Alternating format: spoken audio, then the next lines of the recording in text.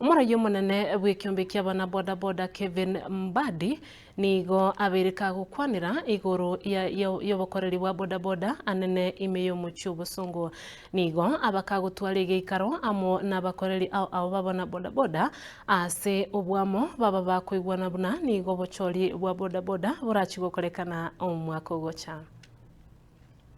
3. Nyinyi kama wana boda boda wa hii Kisii municipality, do you confirm that you are going to work with the government of the day? Yes. Hatujafika kwa 2 term. Do you confirm that mnaenda kufanya kazi na county commissioner na county commander? Yes. Do you confirm that you are going to work with the president of the Republic of Kenya? Yes. Alafu hiyo ingine ni kwamba, do you confirm kwamba nyinyi ni watu wa 2 term? Kwa sababu kulikuwa na tashwishi, kuna watu walikuwa wanasema wanataka uchaguzi.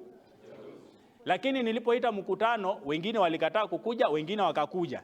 Na wale ambao walikuja ndio majority, ama nyinyi ndio minority? Majority. Na nyinyi ndio viongozi wa stages? Yes. Ambao umesimamia wale viongozi wote? Yes. So mimi nataka kusema kwamba kuanzia leo hakuna uchaguzi mpaka 2027 wakati certificate ya wika.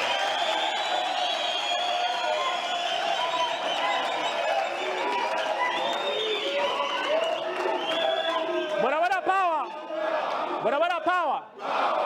So mimi nasema kwamba katika Kisii municipality hatutakuwa na uchaguzi tena. Ile propaganda yenye nilikuwa nasikia watu wakinisumbua kwa simu na nini, mimi nataka kuimaliza saa hii. Jambo lingine, ile IBC ambayo ilikuwa imejipanga huko kando kwamba wanataka kufanya uchaguzi na hawana grounds na hawana watu ambao hata watakuja kupiga kura, tumekataa. Imevunjiliwa now. Na pia lazima watu ambao wanataka kusimama uchaguzi wa comply na article 6 ya Constitution of Kenya. Integrity ni kitu ya maana sana.